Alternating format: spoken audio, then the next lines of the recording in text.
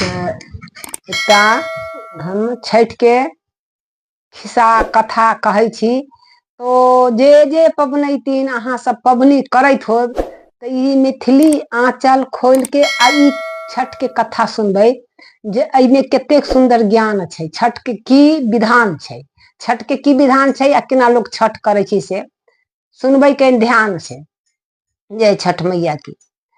तो एक राणा माई रहथिन और छठ मैया रहथिन, दोनों सास पुतौह।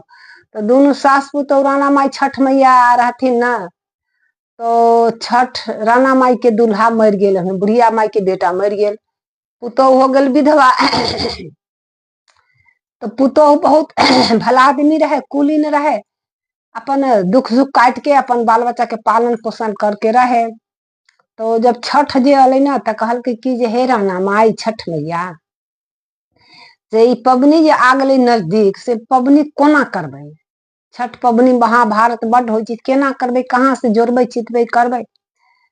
तो विचार कलखिन ना तो कानैत उनैत रहे ना। तो हुनका कहलक कि से एगो ढकिया उकिया ल लेलक आ कहलक कि जे नहीं कुछो होत मिलतै तो जाइ छी कुसियार के खेत में कुसियार काट के ले अबै आ कुसियारे से हुनकर सूरज नारायण के दिनकर बाबा के अर्घ द देबै। जब व्यवस्थे न है तो कहाँ से करबै।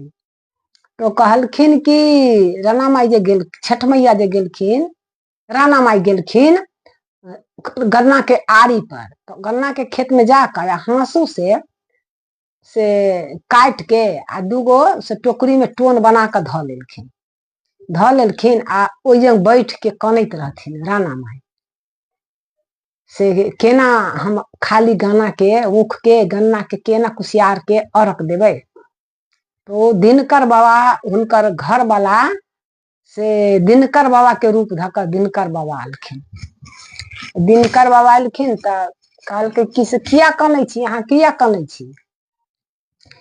तो कहलकै किया कनै छी से पति मर गेल आ ई महाभारत पबनी अलै से हम कोना करबै, से हमरा तो कुछ नहीं छै, वही ला अयलौं हँ गन्ना के खेत में से हम गन्ना लेबे अयलौं हँ।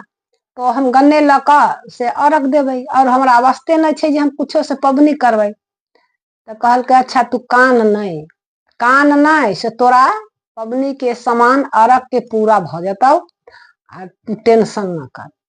तो ऊ राणा माई से पहन के गेल रहे इतर पितर के गारा में पहन के गेल रहे, हाथों में इतरे पितरे के पहन के गेल रहे। गेल पहन के तक तो कहलकै कि तो कहलखिन कि से तू कान नहीं, तू पितर उतर के रहे पहनले पितर के गरा में हाथ गोर में। तो ऊ सब सोना के भ गए, सब सोना के हार भ गेल, गरा में के पैर में के हाथ में के।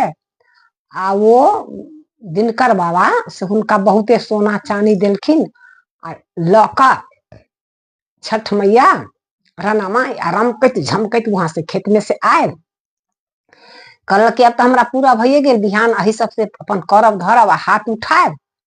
तो ओकर सास अलै तो कहलकै कि ये तू कहाँ से अहाँ एते चीज ले लिए सामान से, हमर बेटा है नहीं है, अहाँ के दैये एते सामान से, खाली सोना के गहना पहन के अयलौं हँ और एते भर ढाकी सोना चांदी लेके अयली झोला में धक। तो ऊ कहलकै सब बात कहलकै जे हमरा अहाँ गारी न दू आ हमरा बात न कहू, झगड़ा न कहू करू। तो कहलकै कि से तो कहाँ से लेली, तो कहलकै से बिहान पबनी छै तो हम कथी से करब।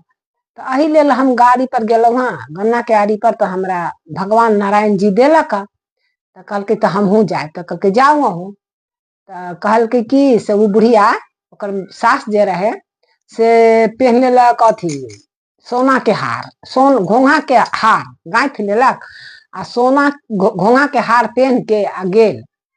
जहन घोंघा के हार पहन के गेल ना तो ओहो जेना जेना पुतौह बता देलकै तेना तेना गेल, तेना तेना कैलक।